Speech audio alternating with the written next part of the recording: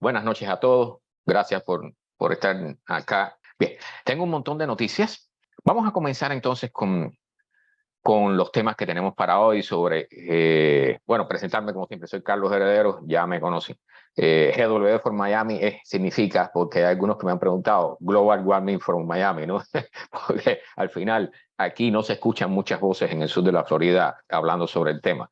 Y como bien me han dicho algunos, y agradezco mucho la retroalimentación y los comentarios, yo me enfoco en la parte científica del tema, ¿no? Trato de evitar todo lo que tenga que ver con política, excepto, bueno, cuando hay ciertas cosas que son imprescindibles, ¿no? Por supuesto. Pero bueno, vamos a ver, Carlos, buenas noches. Buenas noches. Y a los demás, no puedo verlos todos, Facebook no me está enseñando todo el mundo aquí. Me dice que hay varias personas conectadas, pero me saca solamente dos en los nombres. Bien, vamos a comenzar entonces compartiendo las páginas con las noticias que traigo. Vamos a comenzar entonces con estas noticias de sobre el cambio climático y la crisis climática, ¿no? Bueno, voy a comenzar con una bien sencilla en lo que van llegando el resto de las personas. Alfonso, bienvenido, buenas noches. Buenas noches. Gracias por estar por acá a todos los que están aquí.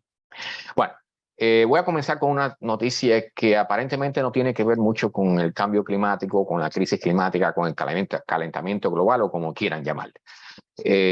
Hay un premio Nobel que le han dado a una investigadora que ella hizo toda una serie de trabajos sobre lo que llaman la injusticia social en cuanto a las mujeres, ¿no? De cuánta discriminación hay en el sentido de que se les paga menos y están menos representadas en muchas cosas.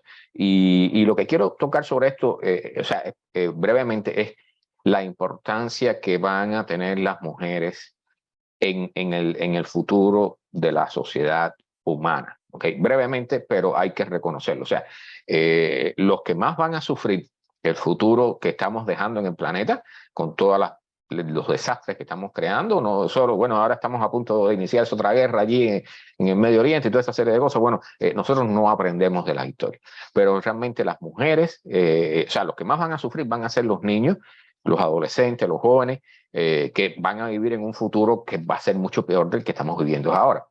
Y las mujeres tienen un papel fundamental en prepararlos, y por supuesto los hombres también, ¿ok? No estoy discriminando en ningún lado, pero básicamente a las mujeres decirle que su papel como madres es sumamente importante para este futuro que viene, ¿ok? Y se necesitan mujeres, más mujeres en cargos importantes, no solo en investigación científica, sino también en la parte política, social y económica, ¿ok?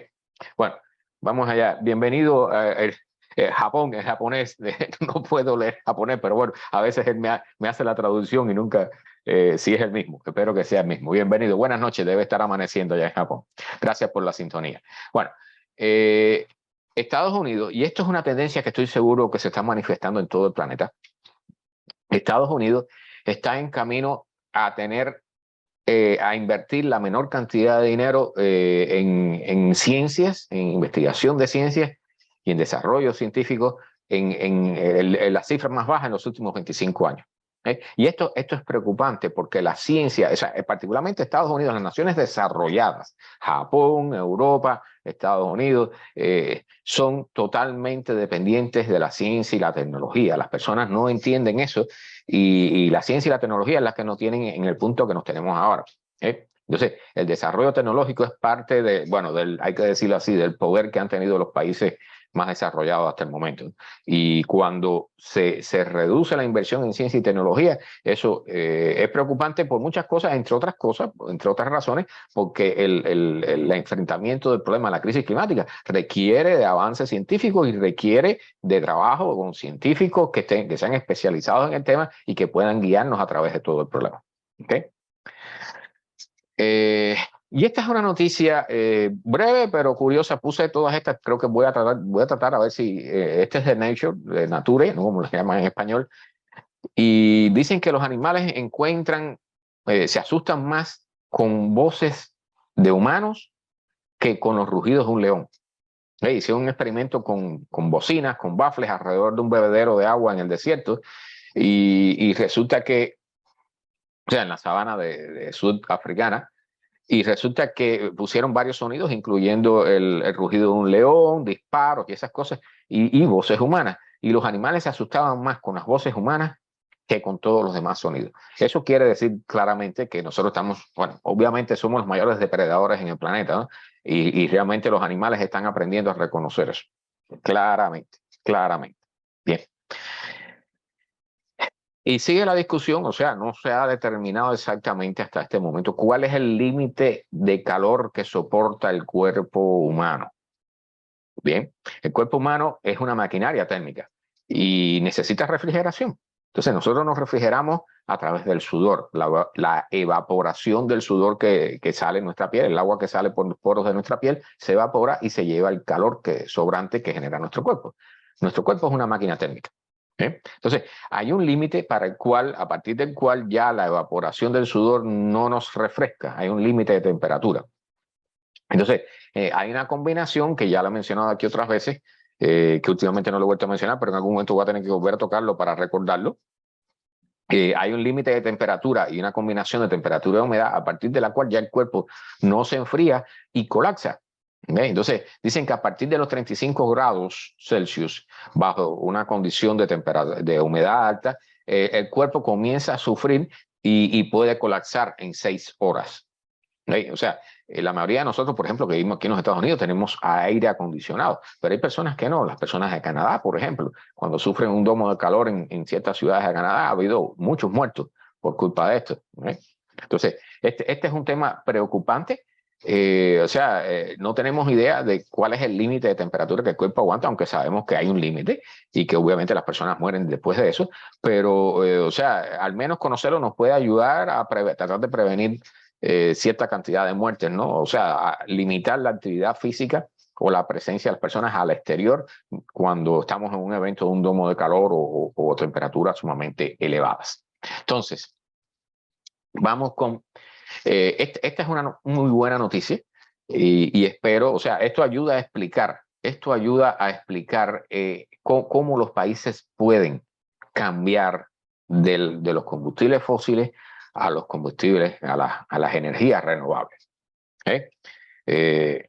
Sí, Carlos nos dice en Ecuador, bienvenido, que hayan tenido 36 grados, sí, pero el problema es la combinación de humedad. Okay. Si me lo recuerdas después, yo te envío la tabla. Okay. Hay una tabla que la puedes buscar en Google fácilmente, que es el índice de calor. Okay. O sea, Heat Index. Sí, pero me confundo. Y entonces, ese índice de calor es una combinación, hay combinaciones de temperatura y humedad a partir de las cuales el cuerpo no puede enfriarse. Okay. Es una tablita que tiene colores del amarillo al rojo. Y si me lo recuerdas después, te la puedo hacer llegar. Okay. Bueno, es una humedad bastante alta. Bien. Entonces, esa tablita es importante a partir de ahora tenerla y tarde o temprano debe ser incluida en los reportes del clima y del tiempo. Bueno, Uruguay ha sido un ejemplo para la comunidad mundial, para el resto de los países del mundo. Ellos han logrado alimentar, o sea, generar un 98% de energías renovables en la alimentación de energía en su país. ¿Okay? O sea, incluyen, por supuesto, hidroeléctrica, combustibles como la biomasa, que eso podemos hablar un poquito de eso después, pero energía solar y estas torres que generan energía a partir del viento. Y entonces, resulta que ellos lo que hicieron, o sea, este señor Ramón Méndez Galán introdujeron un sistema, o sea, crearon un préstamo porque la economía de Uruguay no es muy grande. Bien, y ellos lograron crear un sistema en el cual a través de un préstamo de 6 billones de dólares, la economía de Uruguay es 50 billones solamente. Y con 6 billones que le agregaron a la deuda nacional, ellos ofrecieron contratos, o sea, ellos llamaron a compañías de todo el mundo que fabrican e instalan estos molinos de viento, estos generadores eólicos, hicieron un llamado y aplicaron tantas compañías que aplicaron más de las que ellos necesitaban y las aceptaron a todas. ¿Okay? Y el acuerdo que hicieron fue un acuerdo para tener compañías, un acuerdo público y privado a la vez, o sea, una combinación privado-público, y la idea era, o sea, lo que le ofrecieron a las compañías era mantener el precio o sea, que les comprarían la energía a estos generadores eólicos, a estas compañías que instalaban los generadores eólicos, les comprarían energía a un precio fijo durante 20 años. Y esto les aseguraba recuperar la inversión y cierta ganancia a estas compañías. Entonces, Rafael, bienvenido, buenas noches. Resulta que instalaron todo y ahora Uruguay es un país que el 98% de su energía no necesita de combustibles fósiles. ¿Qué es lo que demuestra esto? Que es posible lograrlo. ¿Okay? Todo depende del interés y, por supuesto, de la inteligencia y la capacidad de los que gobiernan. Entonces, esto es para que nadie diga, cuando ustedes les digan, no, eso es muy difícil. No, tenemos un ejemplo. Uruguay lo logró. Claro, Uruguay es una economía relativamente pequeña, pero si un país lo logra, y Costa Rica está por allí también, Costa Rica no está muy lejos. ¿Okay?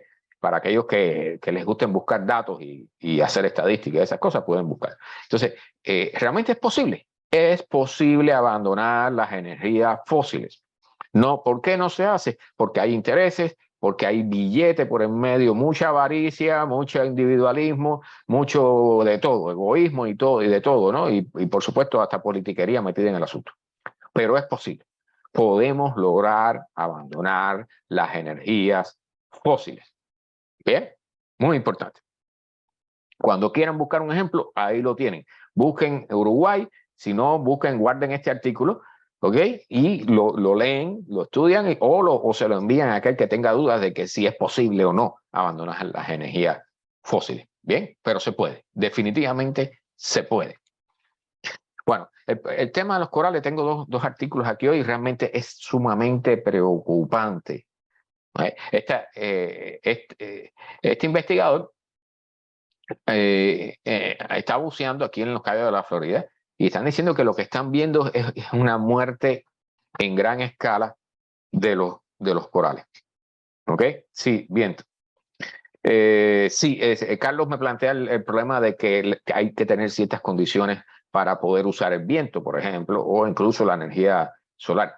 Sí, tienes toda la razón, pero, o sea, todo depende de muchas cosas, pero todo depende, como dije, de la inteligencia y de la capacidad de los que gobiernan y de los integrantes del gobierno, ¿okay? Y de los asesores. O sea, si tú tienes más viento que energía solar, pues prioriza los generadores eólicos. Si tienes más capacidad para energía solar y si tienes ambas, pues usas ambas. Pues si tienes hidroeléctrica, o sea, el secreto de la energía alternativa es la diversificación, generar con diversos sistemas de forma que unos puedan apoyarse a otros. ¿Okay? Y por supuesto va a haber que crear bancos de baterías y una serie de cosas, acumuladores de energía eléctrica para por la noche no tener fallas o cuando haya un poco viento y cosas por el estilo. Pero déjeme decirle una cosa, Carlos, con los aumentos de temperatura y la cantidad de energía que hay en la atmósfera, los vientos se van a intensificar en todas partes. ¿Okay? O sea, no es algo garantizado, como siempre, pero realmente, o sea, hay cosas que van a ir cambiando con el tiempo. Sí, exactamente, Carlos. Bueno, la cosa es que los corales, aquí hay imágenes, no sé si en el próximo artículo que tenga, preocupación sobre la muerte masiva de corales. La barrera que hay aquí en Los Cayos es la tercera barrera más grande del mundo y están muriendo en grandes cantidades. En grandes cantidades. Yo traigo, este artículo es un poco más sencillo, pero después traigo uno que sí tiene fotos que muestran cómo están muriendo los corales acá, producto de muchos tipos de agresiones. O sea, no son solo las altas temperaturas del agua que están excedidas, que han batido récord aquí, sino también la contaminación, la introducción de especies que no son nativas, y hay un montón de cosas. ¿Okay?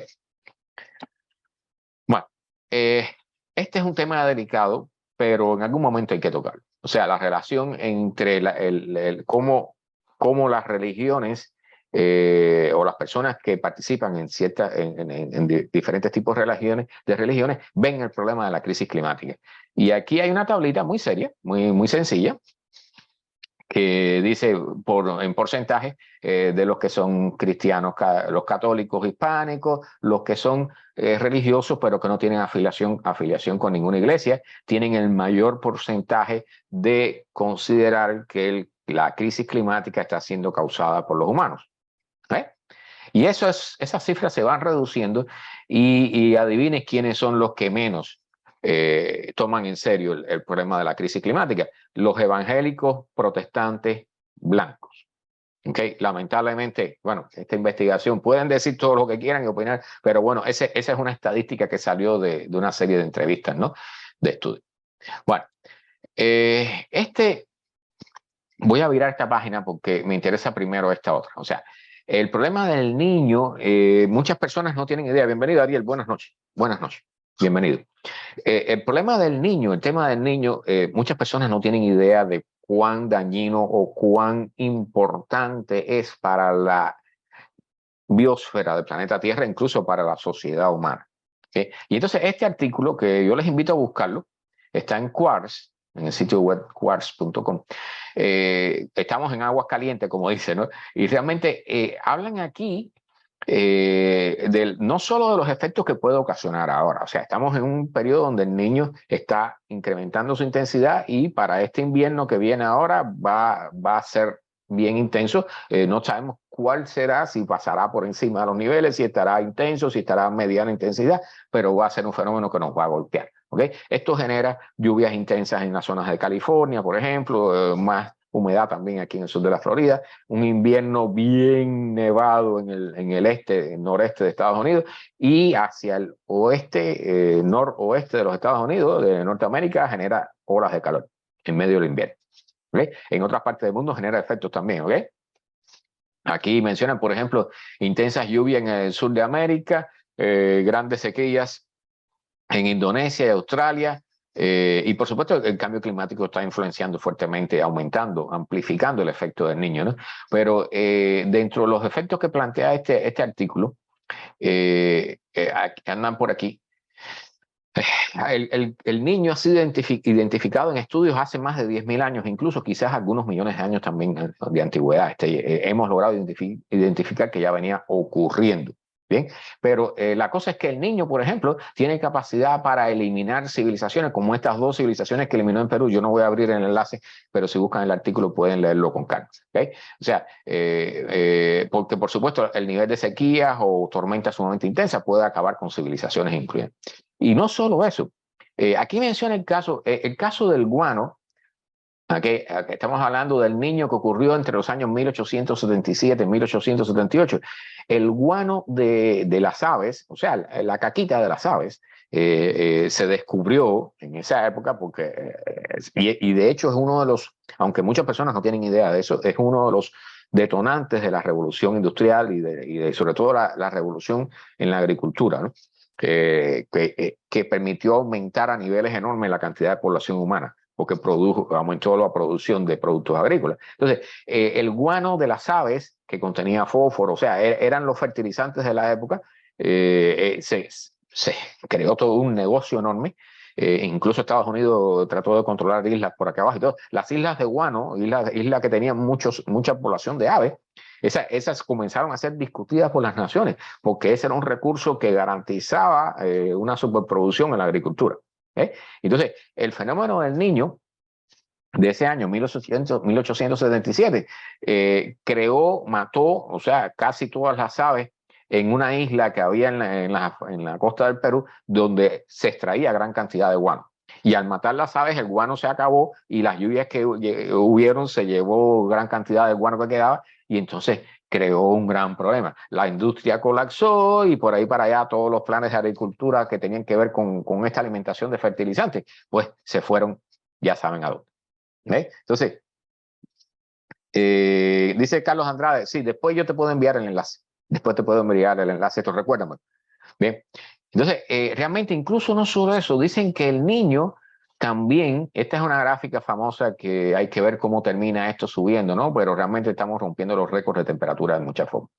Dicen que incluso la Revolución Francesa fue ocasionada por una hambruna generada por un fenómeno del niño, ¿ok? O sea, independientemente de los fenómenos políticos que ocurrieran en el país y todo eso, pero realmente es súper interesante. Y este gráfico quería mostrárselo. O sea, este es el área total quemada por los incendios en Canadá a lo largo de los últimos años. Miren esa gráfica, lo dice todo.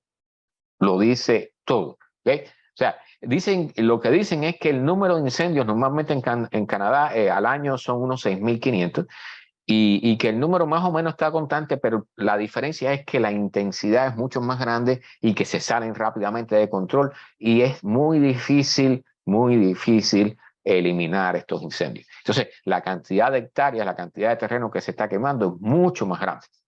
Mucho más grande. Miren el alza en esa gráfica, ahí lo dice todo. No hay que ser ingeniero, ni matemático, ni estadístico, ni tener un título en nada para darse cuenta que la diferencia allí es abismal. Bien, bien grande. Bueno, aquí está el otro artículo sobre los corales. Estos corales, como ven, son de color blanco. Ese no es el color de los corales. ¿Okay? Son corales que están muriendo. Aquí, este tiene un video, pero aquí hay un par de fotos donde más corales blancos. Y dicen algo que yo no sabía, que los corales cuando se quedan sin las algas, que cuando pierden los colores, se hacen un poco más resistentes a las enfermedades, porque lo que es afectado por las enfermedades que afectan los corales son las algas precisamente. ¿Ok?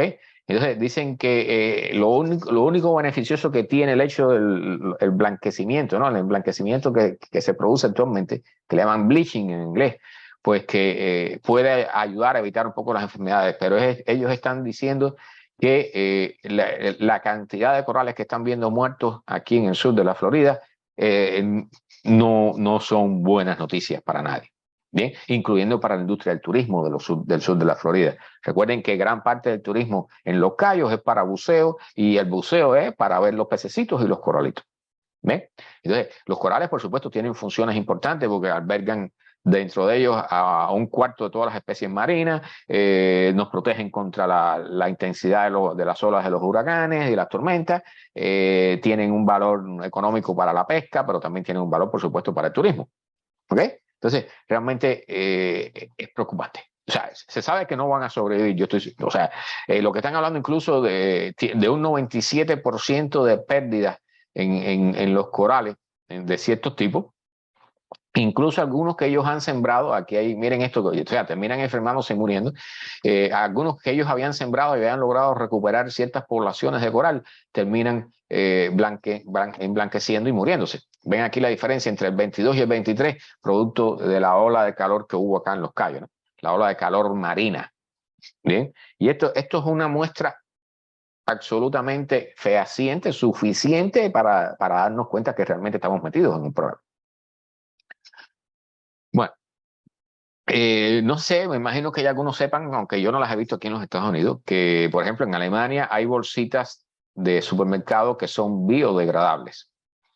Es con respecto al tema de la contaminación de plástico, pero también por supuesto a la posibilidad de reciclar los alimentos y las cosas que desechamos, que aquí en los Estados Unidos se desecha muchísima comida, mucha comida, ¿verdad? Bueno, este estudio dice que no han logrado, o sea, que recomiendan que las bolsas estas reciclables, porque las personas, o sea, la idea de las bolsas reciclables, biodegradables, es para que las personas cuando desecharan comida, por ejemplo, que las envolvieran en esas bolsas y las botaran.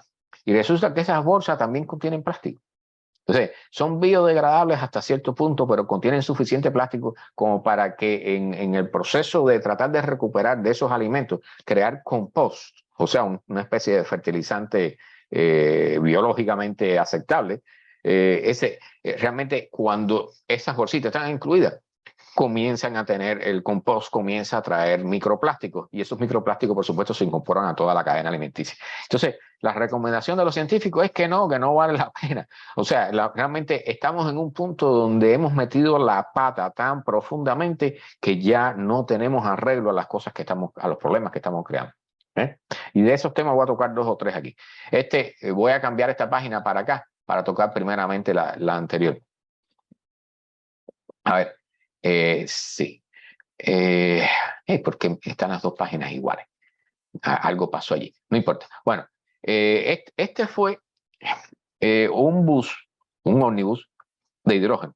O sea, el hidrógeno es un gas que evidentemente tiene un alto contenido energético, tiene una gran capacidad para darnos energía relativamente gratis, porque una vez que tú logras separar, por ejemplo, el hidrógeno ideal, el llamado hidrógeno verde, proviene del agua, de la disociación de la molécula de agua en hidrógeno y oxígeno mediante la aplicación de electricidad y algunos catalizadores.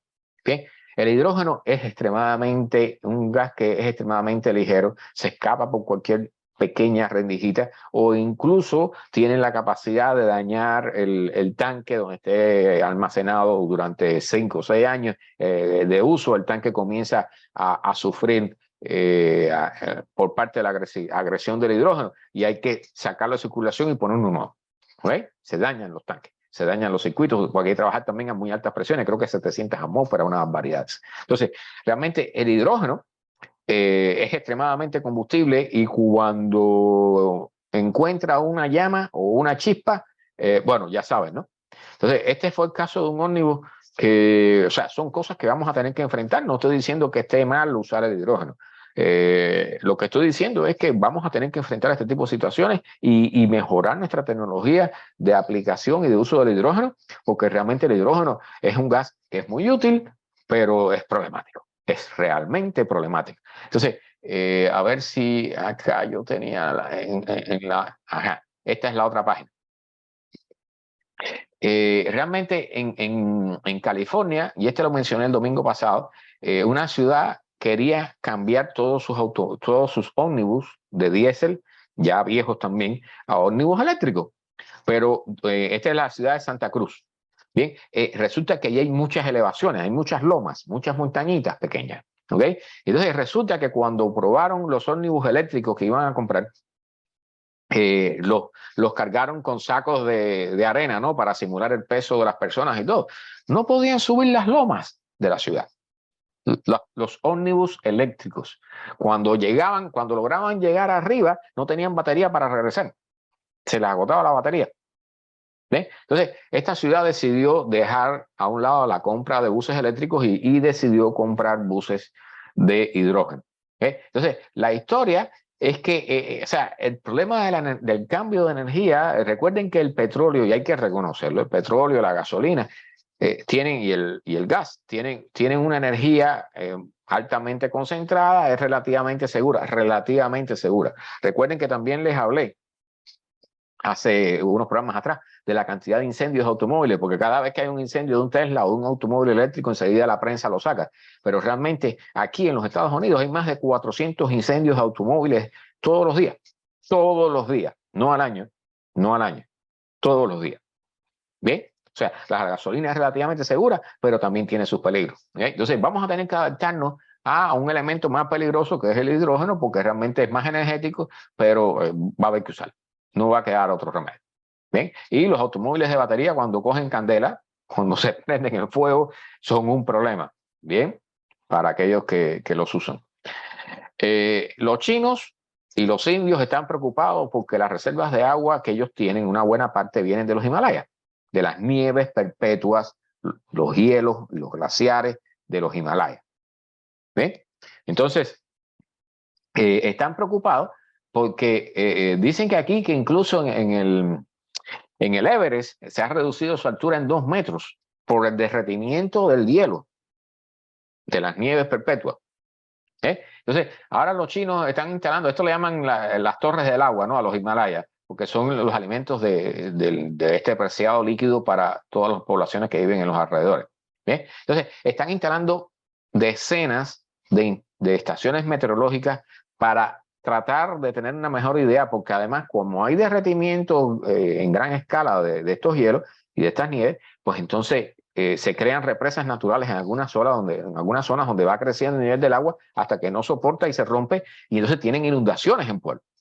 ¿Ves? O sea, una cosa es que tiene sequía, por un lado, en una zona, pero en otra zona tienes inundaciones por problema nada más del derretimiento de las nieves. Bien. El agua va a ser un tema crítico en los próximos años, lo está haciendo ya. Y hay 2 temas interesantes hoy sobre los árboles. Hay 2 temas interesantes sobre los árboles. Esta es una molécula que procede de los árboles, pero, o sea, se está buscando cómo sembrar. Esta es una experiencia que han puesto en práctica varios países en el mundo, incluyendo desde antes de la Segunda Guerra Mundial. Sembrar nubes, que era regando un polvo de yoduro de plata en la parte de la atmósfera donde había mayor cantidad de humedad, a la altura donde se forman las nubes, y ese metal ese compuesto servía como un núcleo de condensación, ayudaba a formar nubes y eso posibilitaba lluvias. ¿Okay? Eso se llama sembrar nubes. Y los chinos están usándolo bastante, se han vuelto bastante expertos en eso. Y en otras partes se ha intentado usar, incluyendo cuando la guerra de Vietnam, los americanos trataron de usarlo para generar grandes lluvias y perjudicar a los vietnamitas, ¿no? en la batalla. Pero parece ser que hay un compuesto que procede de los árboles que permite, o sea, que tiene la capacidad, e incluso dicen que en mayor cantidad que este producto químico, para servir de núcleo de condensación y sembrar nubes. O sea, pudiera ser una buena noticia en el sentido, bueno, de que, porque las nubes las necesitamos, déjeme decirle, las nubes las necesitamos no solo para agua, las nubes sirven para reflejar la energía que viene del sol, ¿okay? Dependiendo de la altura a la que están. O sea, las nubes bajas, estas nubes que nos producen lluvia y todo eso, nos ayudan a reflejar la energía solar hacia el espacio. ¿Okay? Las nubes que son más altas, no, las que son de hielo, esas que son como los cirros, esas ayudan a guardar el calor en la atmósfera. Entonces, es un tema complicado. O sea, sembrar nubes, podemos sembrarlas aquí abajo, pero en la estratosfera ya es otro tema, la parte alta de la troposfera. Dice Carlos que Ecuador también usó ese sistema para generar lluvia. Sí, hay muchos países que lo están usando, ¿no? O sea, y en la medida que comience a escasear el agua, se van a usar cada vez más. ¿Okay? Y es un tema complicado porque, o sea, tú puedes sembrar, vamos a decir, países que tienen una frontera, dos países que están uno al lado del otro, separados por una frontera, y uno siembra nubes en un lado y terminan esas nubes yéndose hacia el otro y generando una tormenta que genera muertos o que genera pérdidas económicas. Bueno, o sea, hay mucho, este es un tema complicado, ¿okay? Porque entre otras cosas nosotros hemos dividido el planeta en sectores políticos, ¿no? Que llamamos países, sectores políticos e ideológicos y económicos que llamamos países, pero en realidad a la naturaleza no le importan las fronteras, ¿verdad? Bueno, Texas. Y esto es solamente un ejemplo para el mundo, ¿ok? Este artículo, el título, bueno, los pozos secos, el pasto muerto, seco totalmente, y resulta que, bueno, ya está dicho, recuerden buscar el mapa, yo no lo traigo hoy, pero a lo mejor lo busco al final, el famoso mapa del mapa mundi, el mapa del mundo con 4 grados de calentamiento, o sea, Texas va a transformarse en un desierto tarde o temprano. ¿Okay? Y buena parte también de los Estados Unidos, Centroamérica, la parte de Norteamérica del Sur, y también, bueno, por supuesto, hacia el continente europeo y asiático y africano.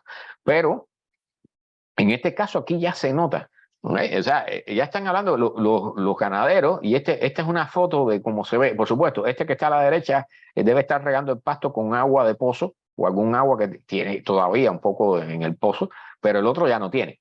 ¿Okay? O sea, estas fotos son parecidas a la del caso de la frontera entre Haití y República Dominicana. ¿Okay? Que si no la han visto, les aconsejo que la busquen, donde la parte de Haití está sin árboles, está totalmente cortado todo ahí, han acabado con la quinta y con los mangos, como decimos nosotros. ¿Okay? Y entonces lo que están diciendo aquí es eso. O sea, los ganaderos están teniendo que vender las vacas porque no tienen agua para alimentar las vacas, no tienen no solo agua, no tienen pasto. O sea, las tiendas que vendían estos rollos grandes que hacen aquí de pasto para los caballos y el ganado, las vacas y todo, ya no hay de dónde sacarlo, no hay hierba. No hay siquiera hierba, no hay pasto para alimentar los animales. Están teniendo que vender los animales. Y bueno, ese es el primer paso, ¿no? El próximo ya ustedes saben cuál es, ¿no? Tener que irse de allí porque no va a haber agua. O sea, eso va a ser un proceso muy lento, pero ya está funcionando. Está en camino. Y Texas van a tener que abandonarla. Yo no sé si aquí viene un mapa o algo, pero, o sea, así es como se ve toda el pasto, ¿no? O sea, seco, absolutamente seco. Donde quiera, o sea, tú puedes ver los árboles grandes todavía sobreviven, pero tarde o temprano van a sucumbir también. Ya, y allí en Texas, por supuesto, hemos tenido temperaturas en triple dígitos, como le llaman, ¿no? 45 días con temperaturas por encima de 100 grados Fahrenheit, que son 37.7 grados Celsius. ¿Okay? O sea, 45 días con temperaturas tan elevadas acaba con todo. Entonces, por supuesto, las personas se meten en el aire acondicionado, pero los animales no pueden sobrevivir a eso. No tienen dónde protegerse. ¿Sí? Y ese es un tema feo cada vez que lo toco, preocupante. Las Filipinas. Las Filipinas es un caso súper interesante, es uno de los países más afectados por el cambio climático. Y ahora, en el caso de la capital, que tiene nada más y nada menos, creo que 13 millones de personas, un número, una barbaridad. 13 millones de personas, exactamente. Y están teniendo, aquí hay una foto de la ciudad que la voy a poner, la capital. Están teniendo problemas para encontrar agua para alimentar la ciudad. Dicen que para el año que viene ya esperan tener una crisis de agua en la ciudad, con 13 millones de personas. ¿Okay? Eso va a comenzar a suceder en todas partes. Recuerden que hace un par de años atrás la ciudad del Cabo, en el sur de África, tuvo problemas con el agua. Estuvieron a punto de llegar a la opción cero, que a los cubanos eso me imagino que les traiga recuerdo. ¿Okay? Opción cero, sin agua, no hay agua. Entonces, este es un problema serio porque el agua es más importante que la electricidad, ¿verdad? Más importante que el wifi, que la internet y que todo. Lo más importante de todo es el agua. Sin el agua no hay nada. Entonces, realmente nosotros estamos en un punto donde están diciendo aquí claramente en este artículo, están en el proceso de fabricación ahora de una represa que va a usar este río, que no tiene mucho caudal, dicho sea de paso, va a usar ese río para llenar la represa para tener cierta garantía para el año que viene, porque dicen que el año que viene va a ser bien malo. Van a tener grandes posibilidades de tener interrupciones en el suministro de agua en esta capital, que 13 millones de personas. ¿Se imaginan ustedes qué sucederá cuando hay 13 millones de personas que no tienen agua? ¿Qué sucede? Le digo nada más para que se hagan la pregunta, ¿no? O sea, se trata de salvar las cosas lo más posible, pero si una parte de la ciudad tiene agua y la otra no, ¿qué va a suceder? Bien, esas son cosas que vamos a comenzar a ver ahora cada vez más a menudo, cada vez más a menudo. Ahora, este es otro tema feo. O sea, una nueva investigación muestra que las plantas pueden empeorar la contaminación del aire en un planeta más caliente.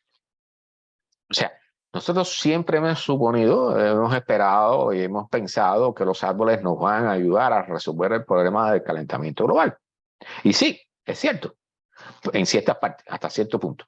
Pero el problema es que los árboles, particularmente aquí esta investigación se centró en los robles, los árboles cuando están bajo mucho estrés, cuando hay mucha temperatura, mucho calor, la temperatura está muy alta, comienzan a liberar una sustancia que se llama isoprene. Isoprene. Está en inglés, debe ser no sé en español cómo se dirá. Pero bueno, la cosa es que esa sustancia se combina con los óxidos nítricos que genera y otras sustancias que genera el desecho de nuestros automóviles y la industria, y entonces generan una serie de sustancias que son altamente tóxicas, incluyendo ozono, que se mueve hacia la ciudad. ¿Okay? Entonces, están preguntándose los científicos, imagínense que han tenido que llegar a preguntarse si vamos a tener que cortar todos los árboles alrededor de las ciudades porque o tenemos los árboles, fíjense, o sea, tener los árboles implica una peor contaminación del aire en la ciudad. ¿Producto de qué? De que hay mayor temperatura y los árboles generan esta sustancia isoprene que se mezcla con lo que nosotros generamos con nuestros automóviles y nuestra industria. Y se genera un problema grave. O sea, dicho sea de paso, el famoso ozono, esto es en parte de los resultados de esta mezcla, es el llamado ozono troposférico, porque muchas personas piensan que el ozono es beneficioso. El ozono es beneficioso en la capa de ozono, y ese se le llama ozono estratosférico, ¿okay? Porque está ahí arriba. Pero el ozono contiene 3 átomos de oxígeno, ¿okay? Es una sustancia altamente oxidante.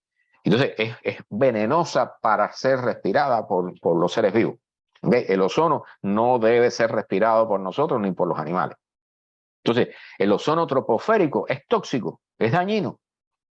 Bien, esas son cosas que muchas personas no saben, pero nosotros lo estamos generando en grandes cantidades. Y ahora resulta que el hecho de tener árboles alrededor de las ciudades, cuando se unen las sustancias que ellos generan con lo que nosotros producimos en nuestros automóviles, pues generan no solo ozono, sino también otros productos tóxicos. Entonces la pregunta es, ¿vamos a tener también que cortar los árboles alrededor de las ciudades para mejorar la calidad del aire? Si cortamos los árboles, estamos empeorando las condiciones de temperatura en las propias ciudades. ¿Ok? Entonces, ¿cuál es el mensaje? Lo mismo que pasó con los corales, el mensaje es el mismo. Estamos llegando a un punto donde la situación que estamos creando, la crisis que estamos creando, no tiene solución, porque cualquiera de las posibles soluciones que tengamos nos van a empeorar el problema, por una vía o por otra. Bien, está grave la situación y la gente no lo ve. La gente sí, o sea, seguimos en nuestros trabajos, seguimos como nuestra vida como si nada, porque nosotros vamos a ir hacia adelante hasta que choquemos con la pared. ¿Okay? Hasta que no se nos acabe el camino, no vamos a detener. Bien.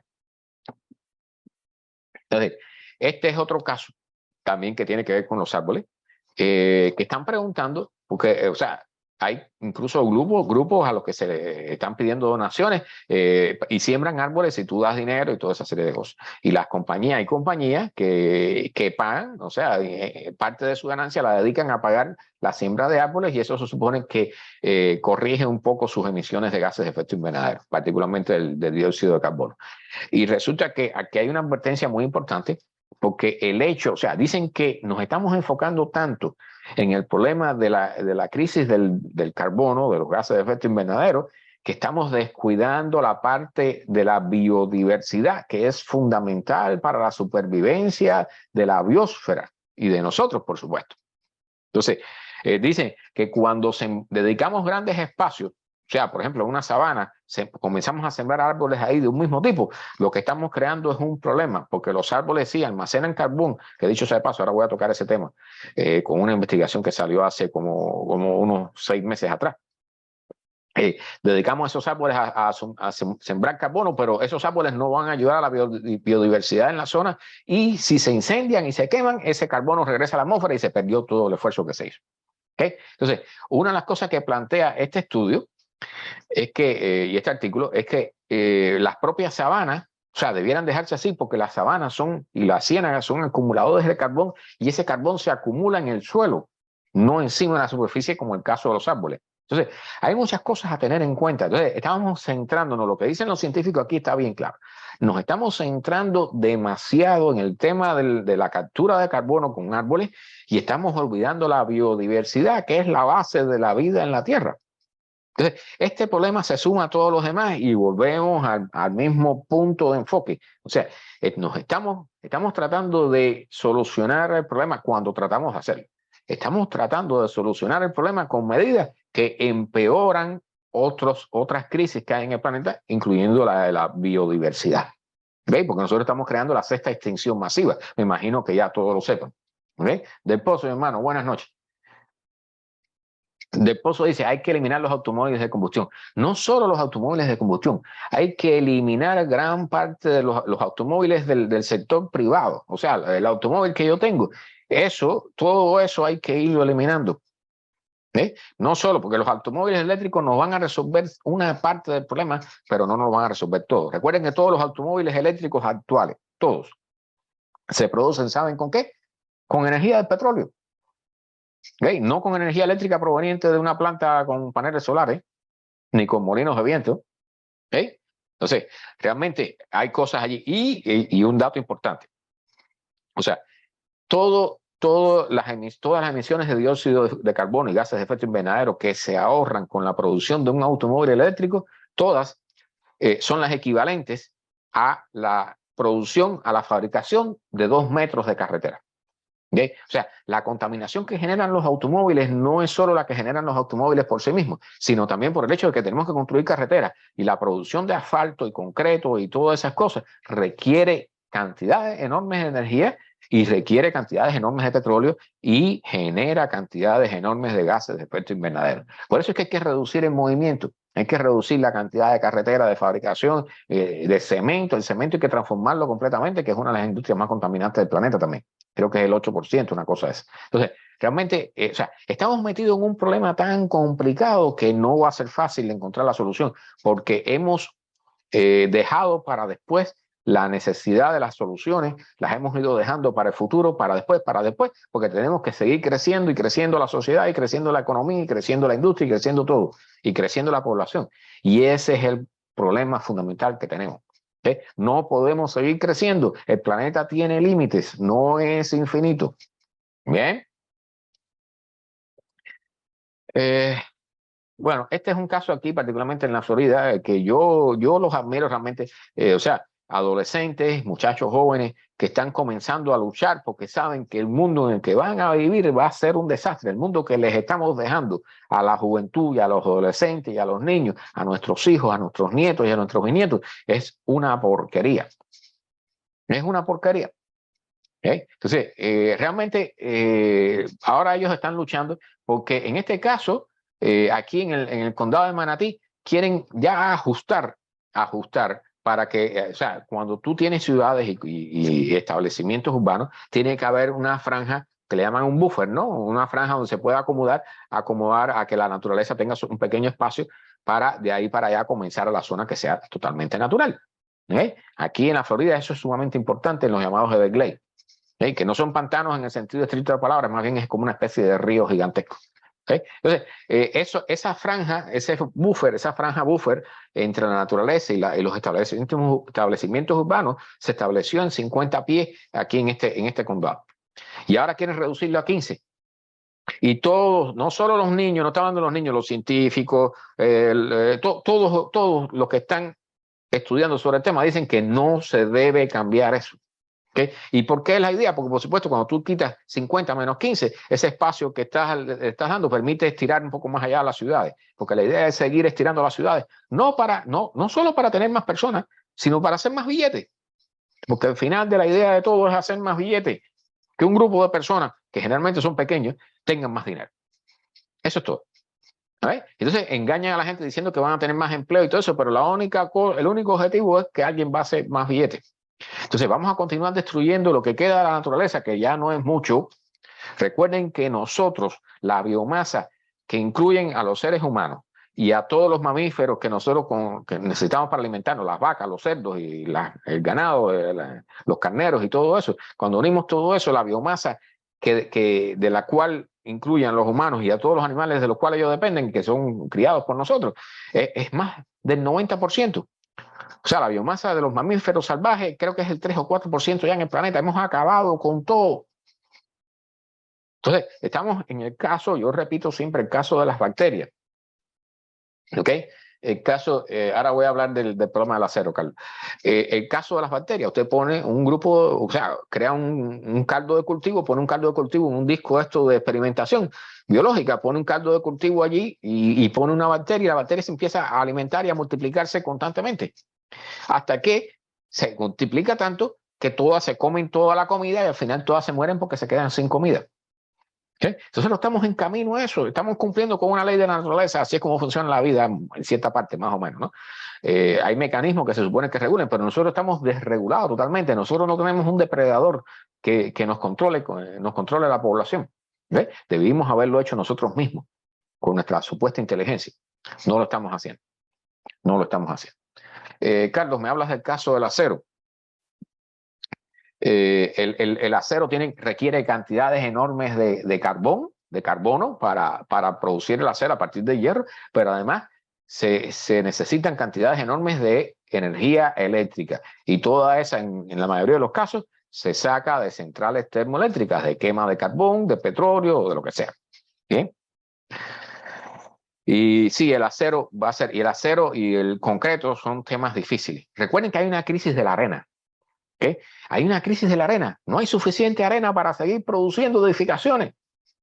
En el planeta, no estoy diciendo en los Estados Unidos, en el planeta hay una crisis de la arena. Busquen el tema, está por allí. Estamos consumiendo tanto que no estamos dejando nada, ni siquiera arena en el planeta. O sea, estos son temas que son importantes de tocar porque las personas normalmente no se dan cuenta porque no lo escuchan. No están, o sea, están embebidos, todos estamos embebidos en nuestra vorágine diaria del trabajo, de la escuela o de la familia o de lo que sea. Y hay cosas que son sumamente importantes, pero estos son temas que hay que conocerlos y por eso hago este esfuerzo todos los domingos por la noche, porque realmente sé la importancia que tiene esto y de explicárselo a las personas. Es importante que las personas entiendan esto, entre otras cosas, porque hay que empezar a elegir líderes que es una cosa que está en falta en este planeta, en todos los países, en todas partes. Líderes que realmente tengan conocimiento, que tengan capacidad de mando, pero que tengan capacidad también de ser creativos y de lograr encontrar vías para comenzar a ver si comenzamos a arreglar estos problemas, que por lo que veo probablemente ya no tengan arreglo, pero por lo menos hay que hacer el esfuerzo. Por lo menos hay que hacer el esfuerzo. Entonces, este señor, este es un canal de YouTube. Este señor habla sobre lo que es el shipping, ¿no? El comercio, el envío de mercancías por todo, embarcaciones, sobre todo. Pero este canal es excelente y él toca un tema aquí que es un gran ejemplo sobre lo que está ocurriendo en todas partes en el planeta, pero aquí particularmente en los Estados Unidos. Este es un ejemplo perfecto, que es el caso del río Mississippi. El río Mississippi, las personas lo ven ahí y piensan, o sea, los que viven aquí en la Florida, por ejemplo, que viven en otro lado, piensan que el río Mississippi, ay, muy bonito, es un río y ya, ¿no? Pero el río Mississippi es una de las arterias fundamentales de transporte del país. ¿Sí? Entonces, él habla aquí en este, déjeme quitar el audio por si acaso, él pone toda una serie de ejemplos aquí, a ver si puedo, yo tengo las páginas abiertas porque él mostró cierta... Ok. Aquí ven, o sea, este es el río Mississippi. Todos esos puntitos negros que ven por ahí, que es el río, tiene poca agua. El río Mississippi se está secando. ¿Okay? Entonces, dentro de las cosas que él pone en el artículo, y este artículo yo les invito a leerlo, para si quieren leerlo en esta página que tiene que ver con Reuters, el río Mississippi está en mínimos históricos en lo que respecta a la cantidad de agua, el nivel de agua en el río. ¿Okay? Y eso, por supuesto, afecta a todo el transporte que se mueve por ahí. Entonces, están diciendo, o sea, por ahí se mueven todas las exportaciones de grano. O sea, el río Mississippi es una red enorme, como vieron aquí.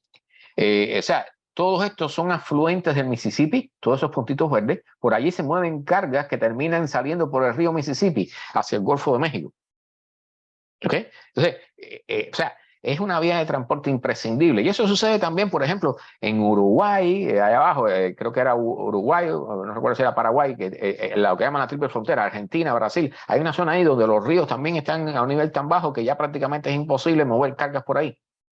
Y entonces eso afecta de forma enorme el comercio y el suministro a las ciudades que están en los alrededores. ¿Bien? En este caso, aquí, no sé si aquí habla de, o sea, el nivel del río está en un máximo histórico de menos 10.62 pies en Tennessee, hace 2 semanas atrás, porque este artículo es de hace un par de semanas, cuando el máximo que ha habido es 10.81 el 21 de octubre del año pasado. O sea, está prácticamente a un mínimo de altura del agua. Cuando esto sucede, no se puede usar como se usaba normalmente para transportar. O sea, estas barcazas que ven aquí son empujadas y allí se montan todo tipo de cosas, incluyendo granos, ¿no? Todo tipo de cosas que hay que transportar.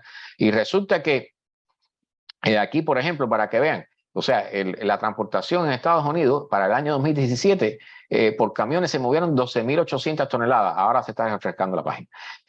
Por tren, 1.616 y por agua se movieron 915 millones de toneladas de carga, ¿no?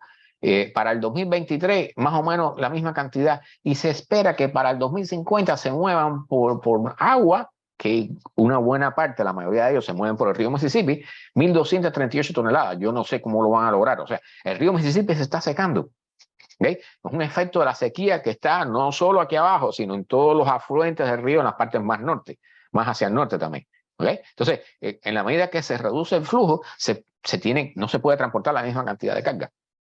Entonces, normalmente ellos podían mover hasta 40 barcazas, una detrás de otra, juntas, una detrás de otra. Cuando se reduce tanto el flujo del agua, no pueden poner más de 10, 15. ¿Okay? Entonces, había un gráfico que decía cada barcaza esa transporta un alrededor de como de 17 vagones de ferrocarril o 70 camiones, 70 rastras, 70 camiones estos grandes. ¿Okay? Entonces, este es un problema que se está comenzando a dar en todas partes del mundo. Este es el ejemplo aquí de los Estados Unidos, por eso está sucediendo en todas partes. ¿Okay? Recuerden que las planicies centrales de los Estados Unidos se están desertificando. El oeste, suroeste de los Estados Unidos se está desertificando.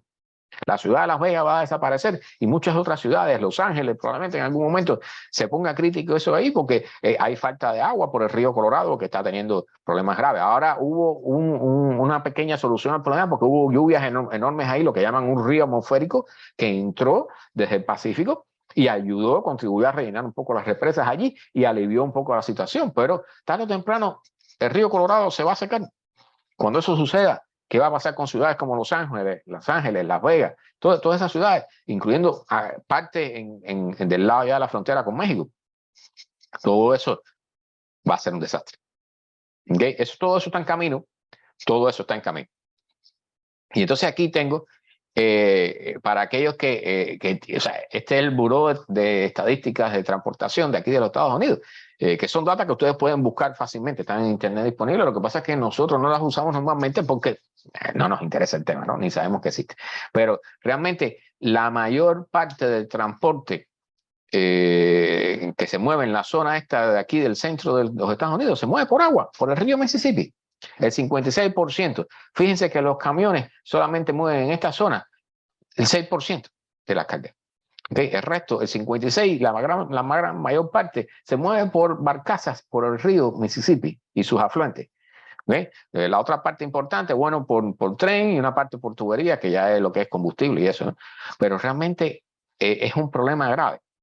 Y eso está sucediendo hace años ya también en América del Sur, como mencioné en ese caso, pero está sucediendo en otras partes del mundo. Todos los ríos se están viendo afectados y los ríos han sido no solo fuentes de agua, sino también unas vías de transporte sumamente importantes para la sociedad humana. ¿Okay? Entonces, esto, déjenme poner esta imagen para, o sea, esto es un tema sumamente grave porque como está sucediendo y que las personas normalmente no lo ven. Claudia, bienvenida casi al final. Hay tantas cosas metidas en este tema que nos van a comenzar a golpear todas a la vez. O sea, no es que estemos fajados y estemos tratando de resolver una crisis determinada. ¿Sí? Esto va a ser lo que yo llamo una conjunción de crisis. Se nos van a unir problemas, no solo el problema de la temperatura, nos va a generar desertificación, falta de agua, problemas con la agricultura, elevación de los precios de los productos alimenticios, porque la agricultura va a estar golpeada. El combustible, los combustibles fósiles, vamos a tener que dejar de usarlo poco a poco y entonces los precios del combustible van a subir. Los precios de la energía van a subir. Vamos a tener menor cantidad de energía, vamos a tener menor cantidad de producción de todo tipo de cosas. Los precios de las cosas más necesarias van a subir. Va a haber escasez. Vamos a tener un montón de problemas mezclados, todos en conjunto, que nosotros nunca hemos tenido que enfrentar. Este tipo de crisis nosotros nunca la hemos enfrentado. Es la primera vez. Y cuando nosotros tenemos una crisis, ¿cómo tendemos a solucionarla? Me imagino que tengan la respuesta, ¿no? Con guerras. O sea, a coger de los demás, tratar de tomar de los demás para resolver nuestros problemas. Entonces, uno de los problemas graves que tenemos es la presencia de la frontera y de gobierno y todo eso, porque realmente van a haber guerras por el agua, van a haber guerras por la agricultura, por terrenos para sembrar. De dicho sea de paso, se dice que alrededor de entre el 50 y el 60% de todas las tierras que destinamos para la agricultura, lo que le quedan son unos años de servicio porque las hemos agotado. Les hemos sacado tanto que las hemos agotado. Están en producción todavía gracias a un uso intensivo de fertilizantes. Pero los fertilizantes, ¿de dónde vienen? Del petróleo. De la industria química que depende totalmente del petróleo. Los fertilizantes es petróleo. Nosotros estamos comiendo, todos los alimentos que nosotros consumimos se producen con petróleo. ¿No es? Entonces, va a haber que dejar de usar el petróleo. ¿Qué creen que va a suceder con todas estas cosas que nosotros normalmente hemos usado? De hecho, se dice que la Tierra tiene capacidad para sostener 2 a 3 billones de personas con las condiciones normales que hay en el capitalismo en los países desarrollados. ¿Eh? Pero si nosotros dejáramos solamente, vamos a suponer que dejáramos de comer carne y solamente comiéramos vegetales, podrían haber 10 billones de personas en el planeta. A ver si entienden la diferencia y hacen el cálculo. ¿Ok? O sea, yo no les estoy diciendo que dejen de comer carne. O sea, nosotros vamos a seguir comiendo carne hasta que choquemos con la pared, como dije anteriormente. O sea, cuando ya la crisis se ponga bien mala y ya se mueran las vacas. El año pasado hubo 2.000 vacas que se murieron aquí en la zona central de los Estados Unidos por un golpe de calor. ¿Okay? Un domo de calor de eso mató 2.000 vacas en un lugar ahí. Bueno, no pasó nada. Pero, o sea, el famoso etanol que le agregamos a la gasolina de los automóviles, eso es maíz que se produce no para generar comida, sino para hacer combustible para automóviles, que es una de las cosas más ineficientes que tenemos nosotros y lo estamos haciendo. ¿Por qué? Porque genera dinero. ¿Okay? El billete al final no nos va a resolver el problema. Como dice esa frase, ¿no? Cuando nos comamos el último pez, tumbemos el último árbol y acabemos con el último río, nos daremos cuenta que el dinero no se come. Entonces, realmente esto que viene en los próximos años está feo. Miren los filipinos, la capital de Filipinas, cómo está, que dicen que para el año que viene ya puede ser que comiencen a tener una crisis grave del agua. Y eso ya ha ocurrido en otras partes del mundo, como puse los ejemplos de la ciudad del Cabo, por ejemplo. Entonces, las personas que viven en países desarrollados no se dan cuenta de eso generalmente, pero el proceso está en funcionamiento y está avanzando día a día, lentamente, pero de forma segura. Bien. Entonces, creo que lo voy a dejar aquí. Creo que lo voy a dejar aquí hoy, pero es importante, o sea, hay algunos casos aquí, después pueden pedirme los enlaces, aquellos que quieran. Recuerden que yo trato de responder todas las preguntas a la medida de las posibilidades, que bueno, como todos ustedes también tengo mi trabajo y tengo otras cosas que hacer, pero trato de responder todas las preguntas y los comentarios. Yo le agradezco a todos su atención. Les agradezco sus comentarios, sus likes, sus corazoncitos. Les agradezco también que por favor, si pueden compartir la charla, que lo hagan, porque este tipo de noticias que normalmente no se ven en la prensa, están en la prensa, pero no se ven en los primeros titulares, en los titulares que dan al frente, y las personas normalmente no las escuchan, no las ven, porque no las buscan. ¿Okay? Y entonces piensan que todo está normal, pero realmente detrás de lo que vemos en la prensa diaria hay toda una serie de cuestiones y de problemas y de crisis que están caminando poco a poco y nos están haciendo más difícil la vida y no nos damos cuenta. A veces pensamos solamente en el precio de la gasolina o pensamos, caramba, qué cara está la leche o el arroz, no sé qué. Y todo eso en gran parte es efecto de la crisis climática actual de la cual nosotros somos fundamentalmente responsables. Bien, entonces, nada, gracias a todos por estar por acá. Los que llegaron un poquito tarde, les invito a verlo desde el inicio. Hay unas cuantas noticias y unos cuantos comentarios aquí interesantes. Gracias por estar. Compartan, por favor. Nos vemos todos los domingos a las 8 de la noche hablando sobre este tema importantísimo del cambio climático, la crisis climática o del calentamiento global, como quieran llamarle. Y nos vemos.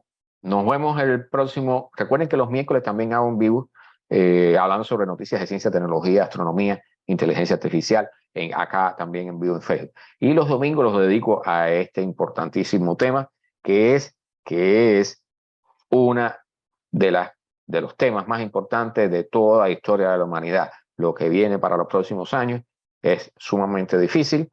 Como dice el secretario nacional general de las Naciones Unidas, Antonio Guterres, dice el aumento del sufrimiento de la humanidad para los próximos años es enorme. ¿Okay? Así que nada, nos vemos el próximo domingo con otro espacio de domingo sobre la crisis climática. Chao, gracias a todos por estar por acá.